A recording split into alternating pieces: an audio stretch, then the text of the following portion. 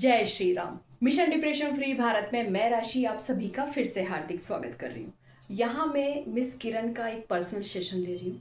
उनका सवाल है कि उनका जो बॉयफ्रेंड है वो उनके साथ कुछ बहुत लंबे टाइम से, मतलब साल 2 साल से उनके साथ इस तरह से ट्रीट कर रहा है उनको, इस तरीके से कि कभी वो उनको छोड़कर चला जाता है, देन फिर वापस आता है, फिर लव प्यार और अफेक्शन दिखाता है और फिर छोड़कर चला जाता है और फिर साइलेंट हो जाता है, एटीट्यूड दिखाता है, डिसरेस्पेक्ट करता है और फिर से वापस आता है। तो किरण बहुत ज़्यादा कंफ्यूज है कि वो ऐसा क्यों कर रहा है। उसका बार बार जाना और फिर बार बार मेरे पास लौट कर आना, मैं समझ नहीं पा रही हूँ कि वो ऐसा मेरे साथ क्यों कर रहा है। तो किरण यहाँ जानना चाहती है कि उसके इस काम के पीछे, मतलब उसके इस वो जो कर रहा है, इस तरह से बिहेव कर रहा है या इस तरह से उसके एक्शंस हैं, उसके पीछे उसकी क्या साइकोलॉजी काम कर रही है।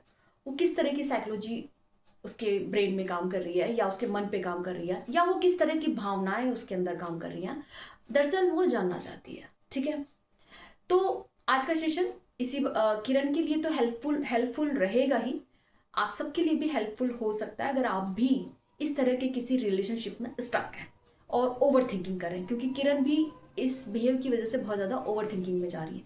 एक्चुअली अब मुझे भी कहीं ना कहीं ये रियलाइज़ होने लगा है, जितना मैं देख रही हूँ, समझ रही हूँ कि लोग अपने रिलेशनशिप को लेकर समझ ही नहीं पाते कि उनके साथ आखिर चल क्या रहा है। ठीक है, उनको कोई क्लैरिटी नहीं मिल पाती। तो अगर आज आज के सेशन से हो सकता है बहुत से लोगों को या आपको अपने इस तरह की सिचुएशंस में अगर हैं तो एक क्लियरिटी मिलेगी, एक अंडरस्टैंडिंग आपको मिलेगी। ठीक है, तो इसी के साथ हम सेशन को ऑन करते हैं।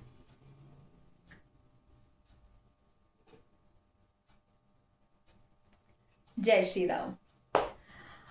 तो किरण, आपका सवाल मैंने डिस्कस कर लिया है, क्वेश्चन आंसर का सेशन हम बाद में रखेंगे। अब पहले आप मुझे गौर से सुनो। आप जानना चाहते हो कि आपके पार्टनर के इस बिहेव के पीछे उसकी क्या साइकोलॉजी काम कर रही है। तो सुनोगे किरण, तुमने कभी नोटिस किया है कि तुम्हारा पार्टनर तुम्हारी जिंदगी में आता है, जब वो लौट कर आता है, जाता है फिर लौट कर आता है, तो आपको ऐसा लगता है, जब वो लौट कर आता है तो आपको ऐसा लगता है कि अब तो भाई सब कुछ ठीक हो जाएगा, अब सब कुछ ठीक हो जाएगा। तो वो जो कभी तो आपके पास आता है और आपको ये फील कराते हैं कि आप उनकी दुनिया का हिस्सा हो, और फिर अचानक से ऐसे दूर चले जाते हैं जैसे आप कभी थे ही नहीं।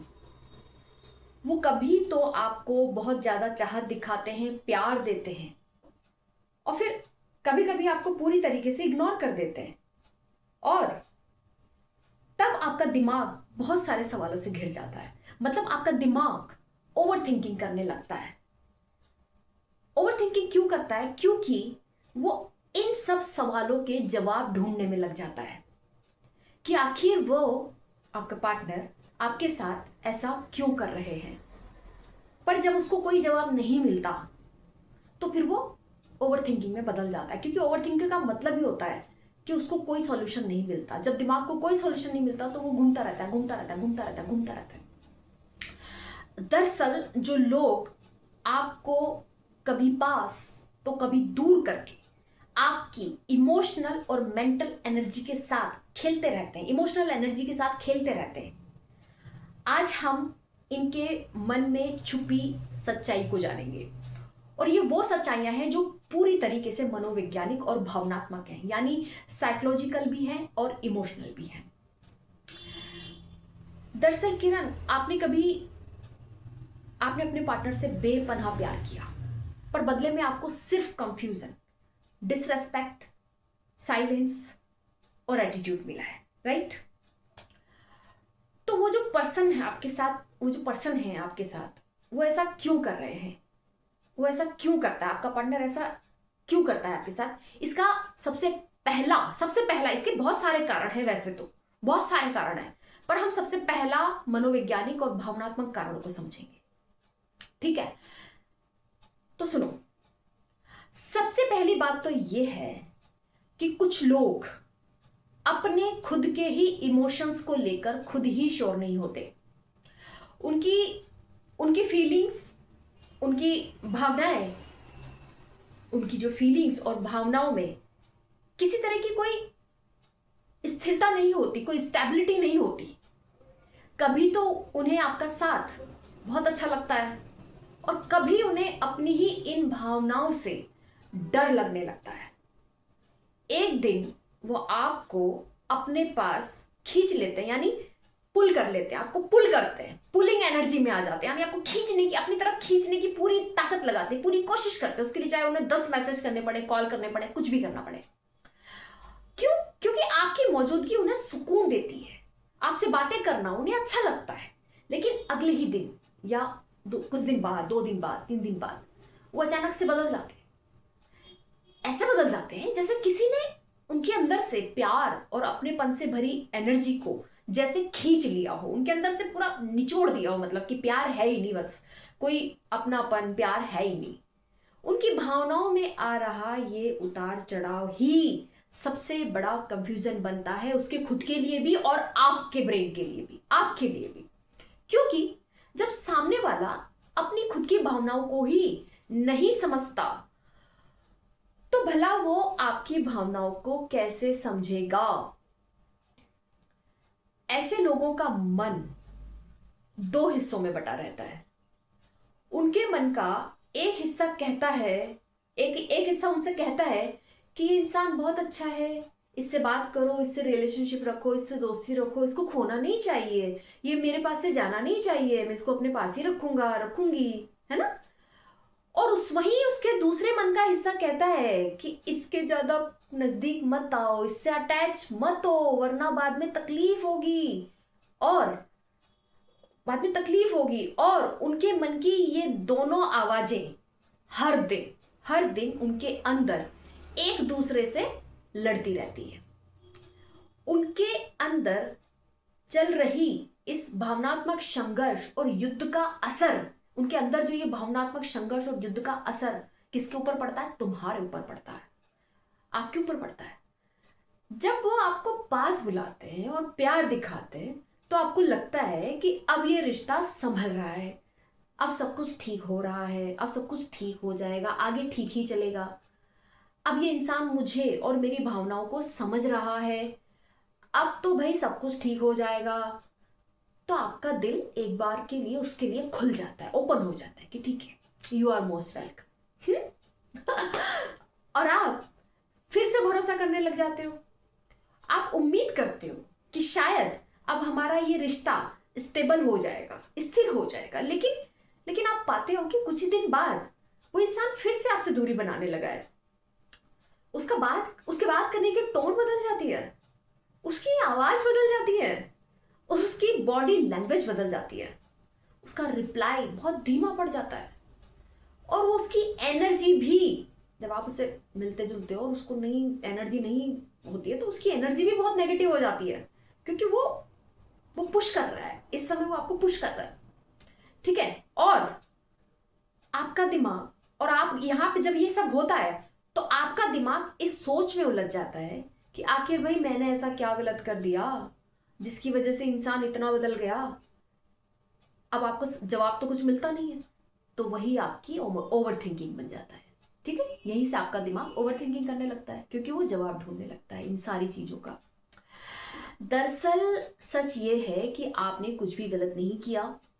समस्या वो नहीं है जो आपने कहा किया, समस्या उनकी अंदरूनी उलझन है।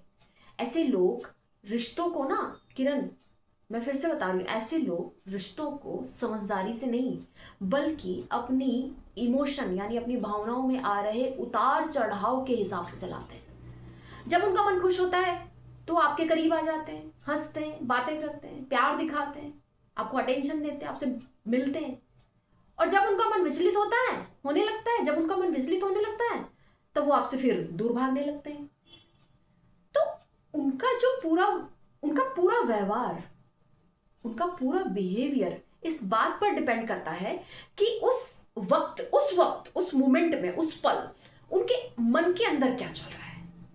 और इधर दूसरी तरफ आपका जो मन है, या ब्रेन कह लो, चलो ठीक है ऐसे समझो, तो आपका जो माइंड है इसलिए परेशान रहता है। आपका माइंड इसलिए परेशान रहता है क्योंकि आप इस रिश्ते में स्थिरता यानी स्टेबिलिटी चाहते हो, आप कमिटमेंट चाहते हो, आप प्यार चाहते हो, आप खुशी चाहते हो, रिस्पेक्ट चाहते हो, आप एक बैलेंस चाहते हो। और वो इंसान आपको स्टेबिलिटी दे ही नहीं पाता, वो आपको स्थिरता दे ही नहीं पाता।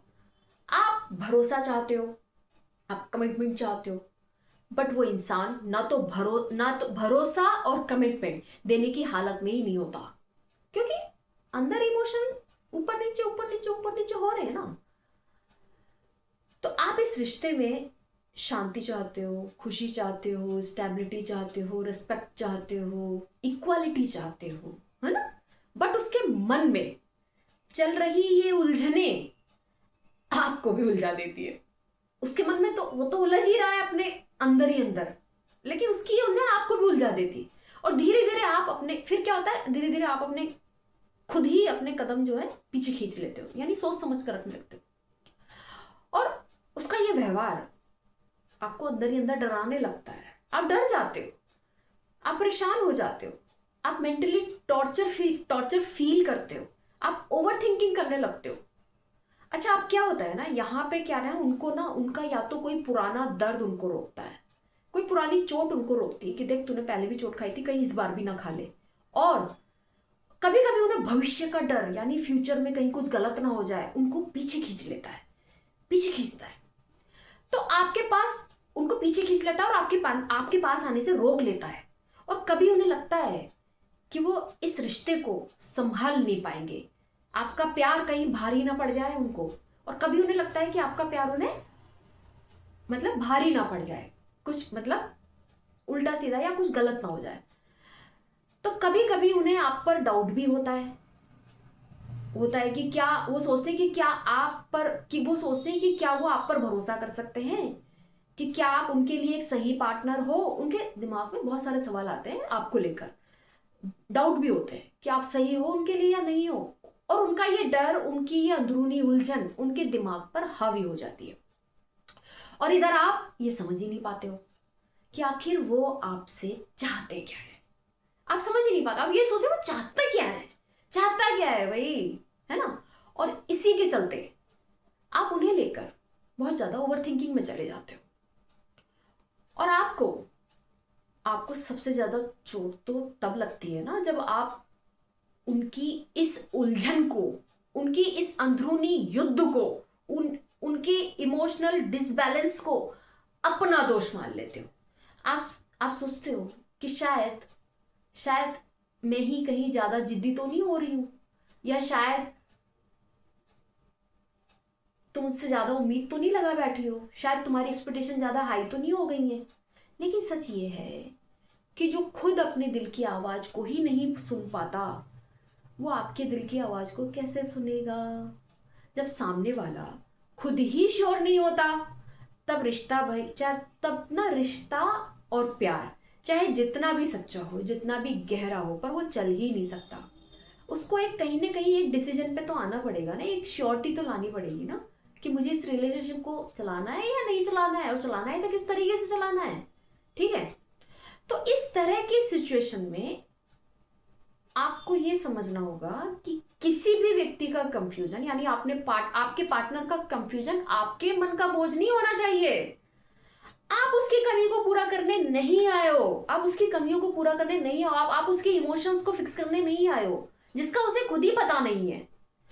और उसके इस बिहेव को और उसके इस कंफ्यूजन को फिक्स करने की जिम्मेदारी आपकी नहीं है, ये जिम्मेदारी उसकी खुद की है। वो खुद फिक्स करे अपने इमोशंस को, वो खुद फिक्स करे अपने बिहेव को, जो वो है उटपटांग, उसको वो खुद फिक्स करे, उसको खुद सही करे, अपनी अवेयरनेस लेके आए अपने अंदर, खुद सही करे। आपको पूरी तरीके से पीछे हट जाना चाहिए मेरे हिसाब से, क्योंकि उसके इस भावनात्मक इमोशनल उतार चढ़ाव वाले व्यवहार को झेलने की जिम्मेदारी यार आपकी थोड़ी है। आप थोड़ी उसके इस उतार चढ़ाव को झेलने के लिए आए हो यहाँ पे। वो अगर अनस्टेबल है तो वो उसको खुद ठीक करे ना। ऐसे व्यक्ति के साथ अगर आप रिश्ते में रहोगे ना, रहने से तो बेहतर है कि इस रिश्ते से ना आप तुरंत बाहर आ जाओ। देखो, क्योंकि अगर आप उसके साथ इस तरह के व्यवहार में बने रहोगे, तो आपकी जो इमोशनल और आपकी अपनी इमोशनल और मेंटल हेल्थ खराब हो जाएगी, और आपका अपना पीस खो जाएगा। और लास्ट में मैं फिर कह रही हूं, लास्ट में हो सकता है you can lose your self in this relationship. हो सकता है इस रिलेशनशिप में आप खुद को ही खो दो, आप खुद को ही भूल जाओ, आप क्या थे क्या नहीं थे, आप क्या कर सकते हो, सब भूल जाओ।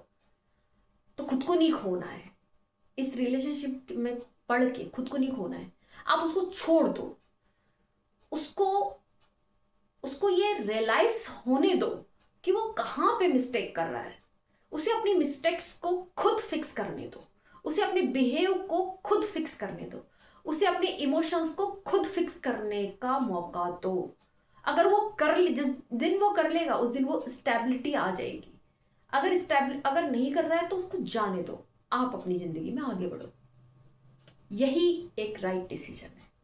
ठीक है, तो अब आपको समझ में आया कि उसके खुद के इमोशंस ही इनबैलेंस है, उसका खुद का बिहेव ही इनबैलेंस है, और उसके लिए आप जिम्मेदार नहीं हो। आप परेशान होना बंद करो, आप ओवर थिंकिंग करना बंद करो, आप रिलैक्स हो जाओ। उसके इस बिहेव के लिए आप जिम्मेदार नहीं हो।